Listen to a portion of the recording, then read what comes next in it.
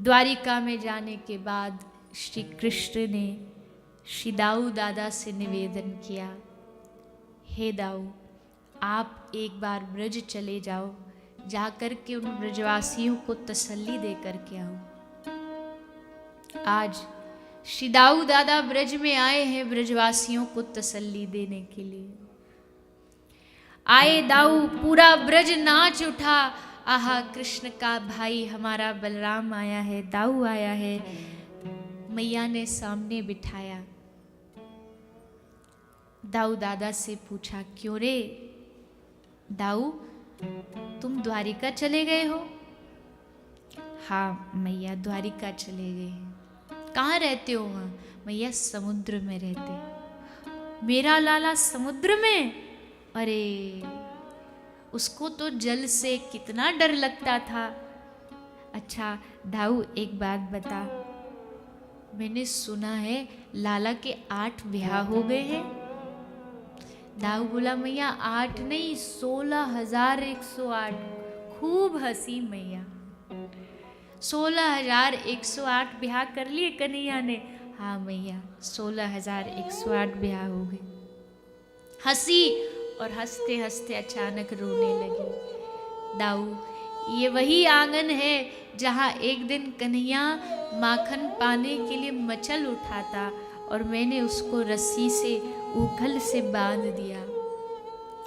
खूब रोने लगी मैया जोर जोर से। तभी कन्हैया के सारे सखा दौड़े आए, अरे दाऊ आए हैं, अरे दाऊ आए हैं। सब नाचते नाचते आ गए। सबने आके पूछी, दाऊ हमारो कन्हैया कैसो है, हमको याद करता है कि नहीं? दाऊ कैसे बताए कि तुम्हारा प्रेम कोई भूलने वाली चीज नहीं है। पर सब सखा मंडली से मिलकर के एक ने पूछा, क्या द्वारिका वृंदावन से ज्यादा समृद्ध है? वैभव क्या ज्यादा है कि कृष्ण का वहां मन लग गया? तो दाऊ ने कहा, वो वृंदावन के वैभव के सामने तो वो द्वारिका तुच्छ है, कोई श्रेणी में भी नहीं आती। लेकिन हे सखागण, तुम कृष्ण की मजबूरी को समझो। वो चाहता नहीं पर करना पड़ रहा है। दाऊ ने कहा, अच्छा ठीक है, मैं अब एक बार बरसाना जाता हूँ और श्री राधा के दर्शन करके आता हूँ। कृष्ण ने कहा था कि दादा बरसाने जरूर जाना, दर्शन करके आना। तो दाऊ दादा आज बरसाने आ रहे हैं। बरसाने आए, सामने श्री राधा रानी विराजमान है। दाऊ दादा को देख करके खड़ी हो गई और पहला ही प्रश्न, विवाह किया उन्होंने? हाँ, 16,108 विवाह। ललिता वहीं खड़ी थी। ललिता ने व्यंग में कहा, कुछ ज्यादा नहीं हो गया क्या? श्री राधा रानी हंसी, अरे पगली, ये तो गिनती की है, ईमानदारी की है। तू जानती नहीं क्या, हम सब भी तो उन्हीं की हैं, सारे विश्व के जीव भी तो उन्हीं के हैं। खूब उछल उछल के श्री स्वामिनी जी आज नाचने लगी। क्यों? बोले आज तक चिंता रहती थी, पता नहीं कौन कृष्ण का ध्यान रखता होगा। अब मुझे तसल्ली है, कोई तो है कृष्ण का ध्यान रखने वाला।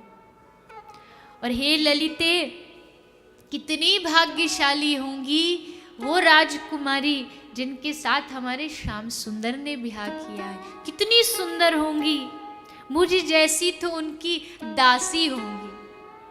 पूरे ब्रज में मुझसे ज्यादा कुरूप कोई नहीं। फिर भी श्याम सुंदर बार बार कहते, हे श्री राधे, आपको मुख तो चंद्रमा ते भी ज्यादा सुंदर है। उनको मैं सुंदर लगती, बताओ कौन सी सुंदरता है मेरे भीतर? आज श्री जी उमंग में, खुशी में, ऐसा अवसर ब्रज में बड़ा कम देखने को मिलता था कि ब्रज में कभी हंसी सुनाई दे। जिस दिन हंसी श्री राधा रानी की श्रवण सुनाई देती, सो पूरा वृंदावन नाचने लगता, आनंद में गूंजने लगता। तभी चंद्रावली आई। ये चंद्रावली सखी राधा रानी के विपरीत गोट की सखी है।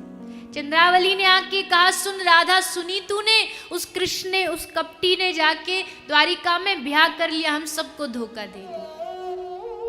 चंद्रावली की बात सुन के श्री राधा ने कहा, अरे जीजी कैसी बात कर रही हो तुम? अरे मुझे ये खबर मिली, मैं तो आनंदित हो गई। मेरी दृष्टि में आज तक वो सिर्फ, मुझे लगता था कि हमसे प्रेम करते, पर आज समझ में आया वो प्रेम से भी अधिक उनका गुण है, वो दयालु है। वो निष्ठुर नहीं है, वो दयालु हैं, वो सब पर कृपा करते हैं। चंद्रावली की आंखों में आज आंसू आ गए। आज मैं समझी तू श्याम सुंदर तुझे क्यों प्रेम करते थे। मुझे बार बार लगता कि मैं इतना कृष्ण को प्रेम करती और ये राधा राधा राधा राधा भावरे हुए रहते। हे राधा, क्या तुझे जलन नहीं होती? क्या तुझे ईर्ष्या नहीं होती? कैसी जलन, कैसी ईर्ष्या, कौन सी ईर्ष्या? अरे हमारे प्रियतम की वो प्रिय होंगी तभी तो उनसे ब्याह किया है। क्या प्रियतम की प्रिय वस्तु हमारी भी प्रिय नहीं हो जाती? चंद्रावली चरणों में गिर गई। हे राधे, अपने चरणों की धूल दे दे तो शायद मैं भी थोड़ा सा प्रेम समझ जाऊं, प्रेम की भाषा समझ जाऊं। दाऊ दादा आए।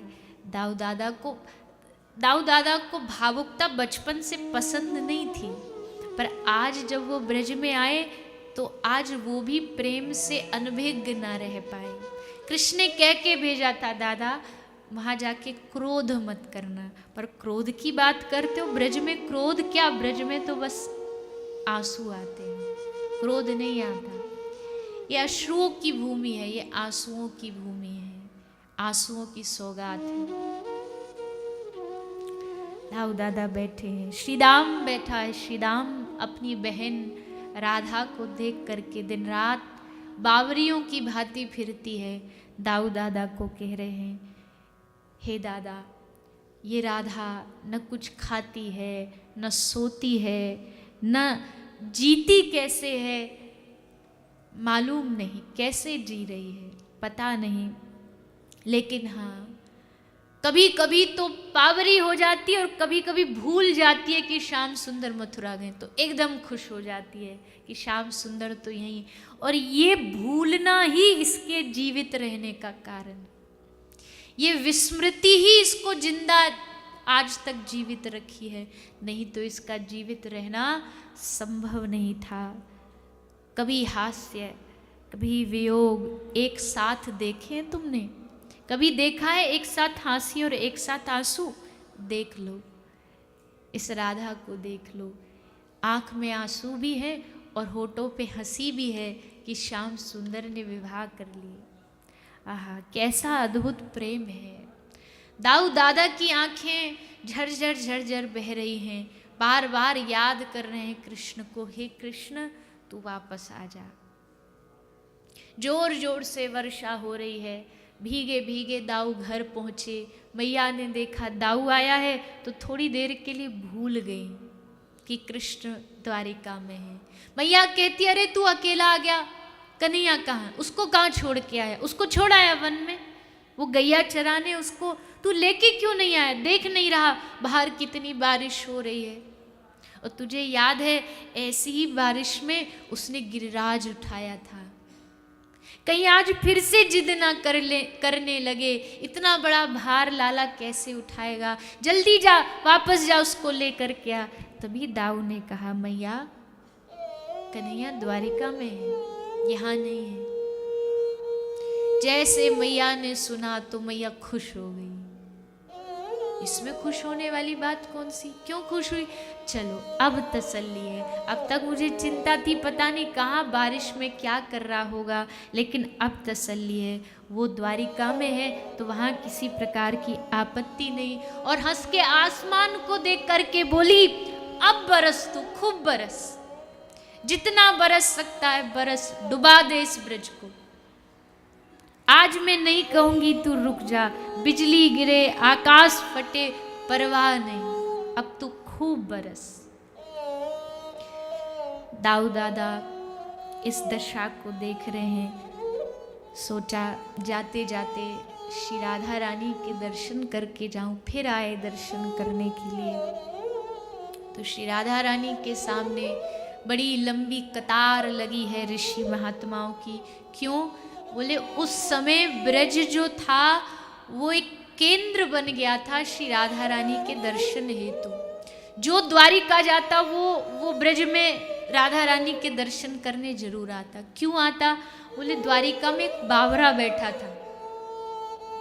कौन सा बावरा? नाम है उद्धव। जैसे ऋषि महात्मा योगी जन कृष्ण के दर्शन करके बाहर आते तो उद्धव पूछते, दर्शन हो गया? हाँ हो गया। बोले पूरा दर्शन नहीं हुआ, आधा हुआ। पूरा कैसे होगा? उसके लिए ब्रज जाना पड़ेगा। हमारी स्वामिनी जी का दर्शन करके आओ तब दर्शन पूरा हो। सबको ब्रज भेज देता और सारे संत महापुरुष आते, ऋषि महात्मा दर्शन करते, श्री राधा रानी की महानता सबको प्रणाम करती और ऋषि महात्मा पूछते क्या दूं आपको? तो एक ही बात, श्याम सुंदर का सुख दे दो।